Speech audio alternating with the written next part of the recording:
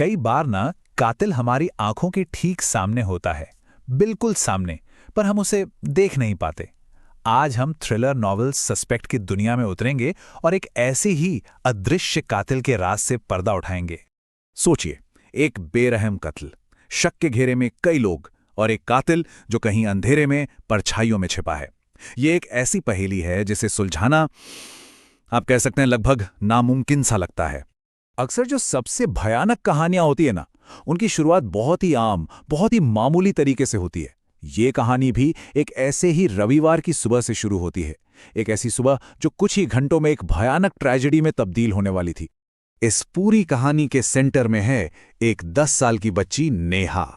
और वो कोई आम बच्ची नहीं, वो पुलिस इंस्पेक्टर विक्रम राजावत की बेटी है। और बस यही एक कनेक्शन, यही एक रिश्ता इस पूरे केस को और भी ज्यादा पेचीदा बना देता है। तो नेहा अपने घर से साइकिलिंग के लिए निकली थी। कुछ नया नहीं था इसमें, वो अक्सर ऐसा करती थी। एक बिल्कुल नॉर्मल दिन की एक नॉर्मल सी बात। लेकिन उस दिन, उस रविवार को वो कभी घर वापस नहीं लौटी। कई घंटों की बेचैन करने वाली तलाश के बाद वो खबर आई जिसने सबको तोड़ के रख दिया। नेहा की बॉडी नेशनल पार्क में मिली और जो केस अभी तक एक गुमशुदगी का था, वो अचानक एक बेरहम कत्ल की इन्वेस्टिगेशन बन चुका था। अब पुलिस पूरी तरह से एक्शन में थी। एक एक कड़ी को जोड़ने की कोशिश हो रही थी और बहुत जल्द उनके हाथ केस के पहले सस्पेक्ट्स तक पहुंच भी गए। देखिए, इस पूरे अंधेरे में ना उम्मीद की बस एक ही किरण थी, नेहा की घड़ी। और ये कोई मामूली घड़ी नहीं थी, इसमें एक ट्रैकिंग सिस्टम था जिससे उसकी हर लोकेशन का पता चल सकता था।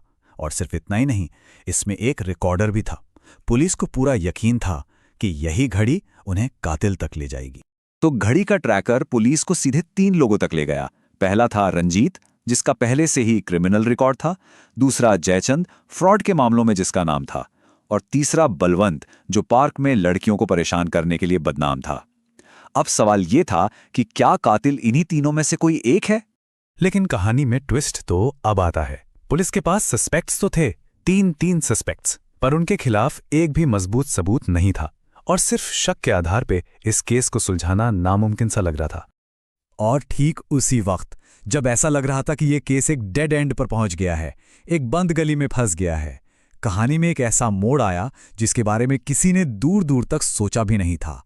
मतलब जरा सोच कर देखिए, जब पुलिस के हाथ खाली थे, वो अंधेरे में तीर चला रहे थे, ऐसे में कौन हो सकता है जो सामने आकर इतने भयानक कत्ल की जिम्मेदारी खुद अपने सर ले ले? वो थी नेहा की अपनी मां वैशाली।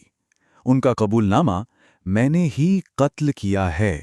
ये शब्द सुनकर न सिर्फ पुलिस डिपार्टमेंट बल्कि हर कोई सन्न रह गया। इस एक बयान ने केस की पूरी दिशा ही पलट कर रख दी। लेकिन रुकिए, कहानी यहां खत्म नहीं होती।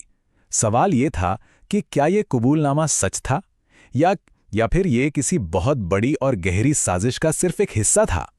हाँ, क्योंकि डिटेक्टिव गुरनाथ बेनिंगल की पारखी नजरें थीं। वो इस कबूलनामे के पार देख सकते थे। उन्हें यह अंदाजा हो गया था कि असली खिलाड़ी तो कोई और है जो पर्दे के पीछे से खेल रहा है।